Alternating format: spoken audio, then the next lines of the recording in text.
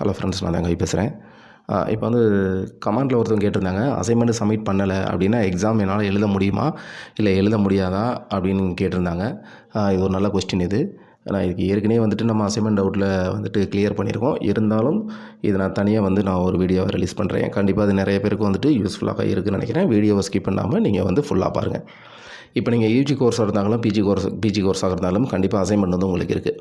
நம்ம ஏற்கனவே assignment 25 mark, நீங்கள் எக்ஸ்டர்னல் தியரி 75 மார்க்கு. ஓகேங்களா? ஸோ 25 மார்க்குக்கு நீங்கள் அசைன்மெண்ட் கம்பல்சரி நீங்கள் சப்மிட் பண்ணி ஆகணும். உங்களுடைய எக்ஸாம் 75 மார்க்கு தான் நீங்கள் ரைட் பண்ணுவீங்க.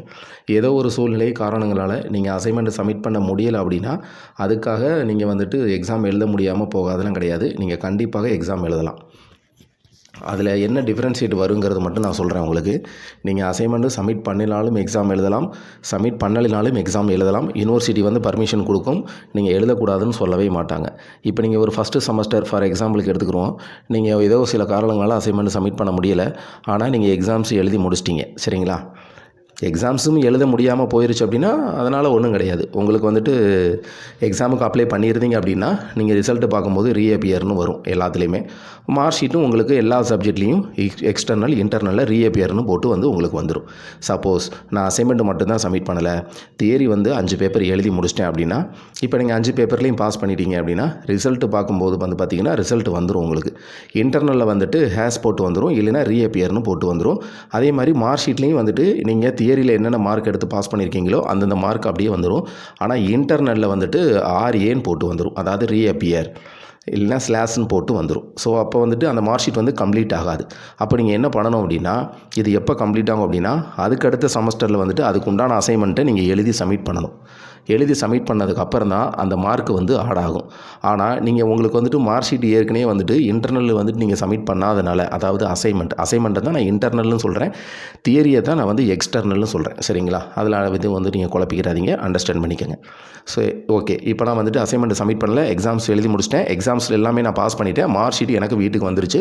மார்க் ஷீட்டில் கம்பல்சரி இன்டர்னலில் ஆர்ஏன்னு தான் போட்டு வந்திருக்கும். சரிங்களா? அப்போ ஆர்ஏன்னு போட்டிருக்கனால அந்த மார்க் ஷீட் கம்ப்ளீட் ஆகாது. அப்போ நீங்கள் செகண்ட் செமஸ்டரில் என்ன பண்ணணும்னா, ஃபஸ்ட்டு செமஸ்டருக்கு உண்டான அசைன்மெண்ட்டை சப்மிட் பண்ணி நீங்கள் கம்ப்ளீட் பண்ணிடணும். ஸோ செகண்ட் செமஸ்டர் அப்போ செகண்ட் செமஸ்டரோட அசைன்மெண்ட்டும் ஃபஸ்ட்டு செமஸ்டரோட அசைன்மெண்ட்டும் நீங்கள் சப்மிட் பண்ணிவிட்டு எக்ஸாம் மட்டும் செகண்ட் செமஸ்டருக்கு நீங்கள் அட்டன் பண்ணிடணும். அட்டன் பண்ணிவிட்டு திருப்பி நீங்கள் என்ன பண்ணணும்னா, உங்களுக்கு ஃபஸ்ட்டு செமஸ்டர் அசைன்மெண்ட்டை ஆட்டோமேட்டிக்காக அவங்க சிஸ்டத்தில் ஏற்றிடுவாங்க. அதுக்கப்புறமா நீங்கள் என்ன பண்ணணும் அப்படின்னா, நீங்கள் ஏற்கனவே உங்களுக்கு ஃபஸ்ட்டு செமஸ்டர் மார்க் ஷீட்டு கொடுத்துட்டாங்க. எப்போ ஃபஸ்ட்டு செமஸ்டர் கம்ப்ளீட் பண்ணவே கொடுத்துட்டாங்க. ஸோ நீங்கள் செகண்ட் செமஸ்டருக்கு சப்மிட் பண்ணி ரிசல்ட்லாம் வந்ததுக்கப்புறம் நீங்கள் first semester original mark sheet இருக்குது பார்த்தீங்களா, அதையும் அந்த grievance copy, ID card xerox copy, அந்த இதெல்லாம் வச்சு நீங்கள் கிரிவென்ஸ் சப்மிட் பண்ணணும். இந்த மாதிரி நான் அசைன்மெண்ட் செகண்ட் செமஸ்டரில் சப்மிட் பண்ணிவிட்டேன். இப்போ அந்த செகண்ட் செமஸ்டரில் செகண்ட் செமஸ்டரோட சேர்த்து ஃபஸ்ட்டு செமஸ்டர் அசைன்மெண்ட் நான் சப்மிட் பண்ணிவிட்டேன். அந்த மார்க்கை இன்டர்னல் மார்க்கை எனக்கு மார்க் ஷீட்டில் ஏற்றி எனக்கு வேறு மார்க் ஷீட் வேணும் அப்படின்னு சொல்லி நீங்கள் தேவையான ஆவணங்களை வச்சு கிரிவென்ஸ் அப்ளை பண்ணணும். எப்போ அப்படின்னா, செகண்ட் செமஸ்டர் எழுதி முடிச்சுட்டு ரிசல்ட் வந்ததுக்கப்புறம் உங்கள் ஏன்னா செகண்ட் செமஸ்டர் தானே நீங்கள் ஃபஸ்ட்டு செமஸ்டர் அசைன்மெண்ட் சப்மிட் பண்ணியிருக்கீங்க. அதனால் செகண்ட் செமஸ்டரில் ரிசல்ட் வந்ததுக்கப்புறம் தான் அசைன்மெண்ட் உங்களுக்கு அப்லோட் ஆகும். அதுக்கப்புறம் நீங்கள் ஃபஸ்ட்டு செமஸ்டருடைய ஒரிஜினல் மார்க் ஷீட், அதாவது இன்கம்ப்ளீட் மார்க் ஷீட், அதை நீங்கள் ஒரிஜினலை கொடுத்து கிரிவென்ஸ் சப்மிட் பண்ணிட்டீங்கன்னா அந்த ஒரிஜினலை அவங்க வாங்கி கலெக்ட் பண்ணி வச்சுட்டு அந்த மார்க் ஏற்றிருப்பாங்க. ஸோ அதே மார்க் ஷீட் உங்களுக்கு இன்டர்னல் மார்க்கை ஆட் பண்ணி வேறு மார்க் ஷீட் உங்களுடைய அட்ரஸ்க்கு போஸ்ட் ஆயிரும். இதுதான் ப்ரொசீஜர். மற்றபடி உங்களுக்கு அசைன்மெண்ட் சப்மிட் பண்ணலாம், எக்ஸாம்ஸ் எழுத முடியாது, இல்லை எழுத அலோவ் பண்ண மாட்டாங்களோ அப்படிங்கிற சந்தேகங்கள் எதுவுமே தேவையில்லை. அசைன்மெண்ட் சப்மிட் பண்ணலினாலும் தாராளமாக எக்ஸாம் எழுதலாம். என்ன எக்ஸாம் எழுதலை அப்படின்னா இந்த ப்ரொசீஜர் கொஞ்சம் உங்களுக்கு லென்த்தாக இருக்கும், நீங்கள் ஃபாலோ பண்ணுற மாதிரி இருக்கும்.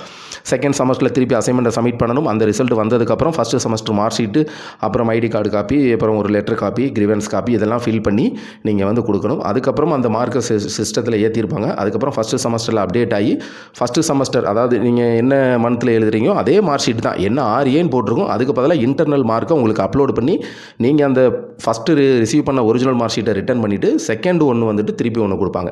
செகண்ட் செமஸ்டருக்கு ஆஸ் யூஷுவலாக கரண்ட் மார்க் ஸ்டேட்மெண்ட் தனியாக வந்துடும். இந்த ஃபஸ்ட்டு செமஸ்டருக்கு தனியாக நீங்கள் கிரிவென்ஸ் சப்மிட் பண்ணி அவங்க அந்த மார்க் அப்லோட் ஆகிருக்கும். ஏன்னா நீங்கள் செகண்ட் செமஸ்டரில் நீங்கள் சப்மிட் பண்ணியிருப்பீங்க, அந்த மார்க் அப்லோட் ஆகிருக்கான்னு செக் பண்ணிவிட்டு திருப்பி உங்களுக்கு தியரி மார்க்கில் நீங்கள் ஏற்கனவே பாஸ் ஆகிருப்பீங்க, அந்த pass mark with internal mark இந்த ரெண்டையும் சர்டிஃபிகேட்டில் பேஸ்ட் பண்ணி புதுசாக ஒரு சர்டிஃபிகேட்டை உங்களுக்கு போஸ்ட் பண்ணுவாங்க. ஏன்னா உங்களுக்கு அந்தந்த செமஸ்டருக்கு கரண்ட் மார்க் ஸ்டேட்மெண்ட் கம்பல்சரி இருக்கணும் இல்லையா, அதுக்காக தான். ஸோ அதனால் இதுதான் ப்ரொசீஜர். நான் வந்துட்டு எக்ஸாம்பிளுக்கு வந்துட்டு ஃபஸ்ட்டு செமஸ்டர் சப்மிட் பண்ணலை, செகண்ட் செமஸ்டரில் தான் சப்மிட் பண்ணியிருக்காங்க அப்படின்னு சொல்லி எக்ஸாம்பிள் வந்து நான் சொன்னேன். இதே மாதிரி எந்தெந்த செமஸ்டரில் நீங்கள் எழுதலையோ அதுக்கடுத்த செமஸ்டரில் வந்துட்டு நீங்கள் சப்மிட் பண்ண மாதிரினா சேம் ப்ரொசீஜர் தான். கண்டிப்பாக கிரிவென்ஸ் கொடுத்து தான் அந்த மார்க்கை வந்து நீங்கள் வாங்கி வேறு மார்க் ஷீட் உங்களுக்கு கொடுப்பாங்க. அதில் இன்டர்னல் மார்க்கும் எக்ஸ்டர்னல் மார்க்கும் பேஸ்ட் ஆகிருக்கும். கம்ப்ளீட்டட் சர்டிஃபிகேட்டாக உங்களுக்கு ரிசீவ் ஆயிரும்.